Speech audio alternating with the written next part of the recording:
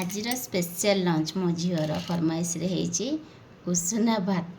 କମ୍ବିନେସନ୍ଟା ଠିକ୍ ନାହିଁ କିନ୍ତୁ ତା ପସନ୍ଦର। ତା ସହିତ ଜୁସି ଜୁସି ଚିଲି ଚିକେନ୍ କରିଛୁ। ମୋ ଝିଅ କହିଲା ମାମା ମୁଁ ଚିଲି ଚିକେନ୍ ସହିତ ଖାଇବି। ମୁଁ କହିଲି ହଉ ଠିକ୍ ଅଛି। ବହୁତ ବଢ଼ିଆ ଲାଗୁଛି ଆମ। ଆଉ ମୋର ବି ବଢ଼ା ହେଇଯାଇଛି ଚିକେନ୍, ସୁନ୍ଦର ଭାବେ ହେଇଛି ପୁରା। ସେ ଗରମ ଭାତ ଖାଉଛି, ମୁଁ ଗାଁ ଚାଉଳ ବାସି ପଖାଳ। ଆଉ ପଖାଳକୁ ଟିକେ ମୋ ଫେଭରାଇଟ୍ କ'ଣ ଲାଗୁଛି ନା ଆଳୁ, ଟିକେ ସିଝା ଆଳୁ ଆଉ ପୋଟଳ ପୋଡ଼ା। ଭଲ ଲାଗୁଛି।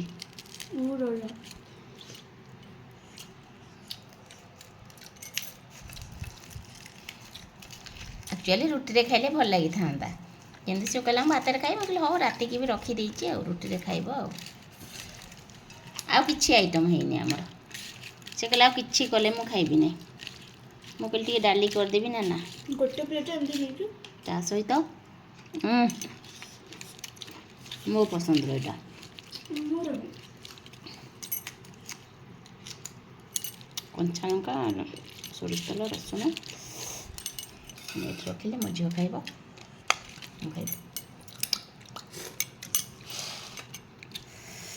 ଚିକେନ୍ ଟିକେ ଖାଇକି କହିବା, ସେ ତ କହୁଛି ବଢ଼ିଆ ଲାଗୁଛି।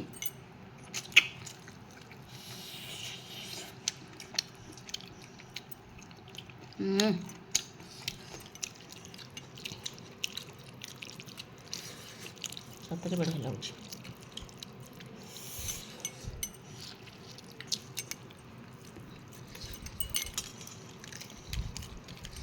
ପଖାଳକୁ ପୋଟଳ ପୋଡ଼ା। ଆଉ ଏବେ ତ ସ୍କୁଲ ବି ଖୋଲିଯିବ।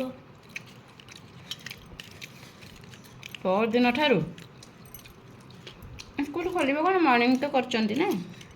ବଟ୍ ଯେତେବେଳେ ଡେ ସ୍କୁଲ ହେଇଯିବ ସେତେବେଳେ ମୋ ଫରମାଇଶଟା ମେ ବି ବନ୍ଦ ହେଇପାରେ।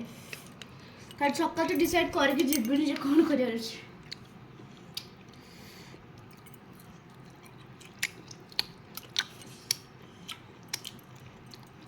ପୁରା ଡିପ୍ ଫ୍ରାଏ ହେଇଯାଇଥିଲା। ହାତରେ ଗୋଟେ ଜୁସି ଜୁସି ରଖିଲେ ଭଲ ଲାଗିବ। ମୋତେ ପ୍ରତ୍ୟେକ ଜିନିଷ ପ୍ରତ୍ୟେକ ଚିଲିର ପିଆଜ ଆଉ କ୍ୟାପ୍ସିକମ୍ ଖାଇବା ଭଲ ଲାଗେ।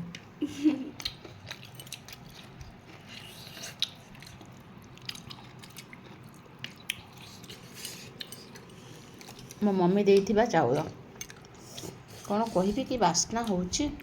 ଆଉ ମୋର ସବୁ ଭାତ ଖରାପ ହେଇଯାଉଥିଲା, ମୁଁ କହୁଥିଲି ଏ ଭାତ କିଛି ହେଉନି। କାରଣ ସିଙ୍ଗଲ ବଏଲ୍ ବି ଦେଇ ଦେଉଛନ୍ତି ନା, ଏଇଟା ଡବଲ ବଏଲ୍ଟା।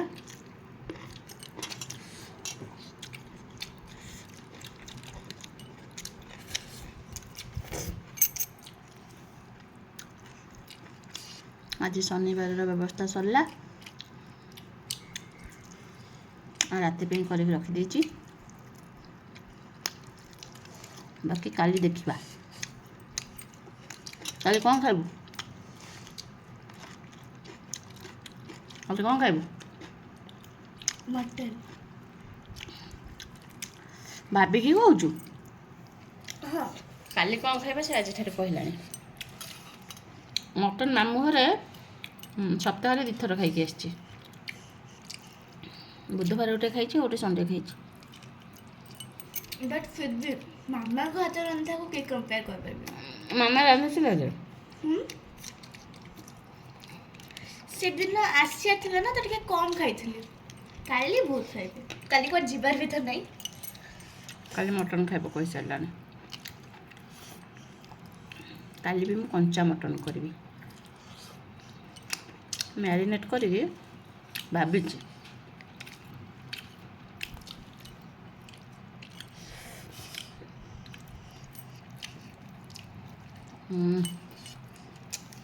ଏଇଟା ଆଜି ଆମର ଶନିବାରର ଲଞ୍ଚ।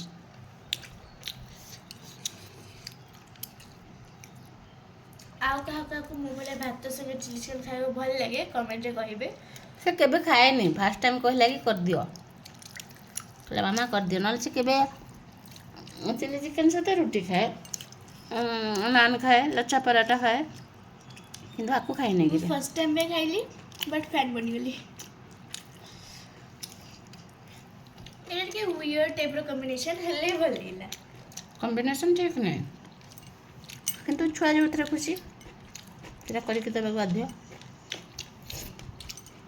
ଯଦି ଭିଡ଼ିଓ ଭଲ ଲାଗୁଛି ତାହେଲେ ଲାଇକ୍ କରିବେ ଆଉ ପେଜ୍କୁ ଫଲୋ କରିଦେବେ। ରହୁଛୁ।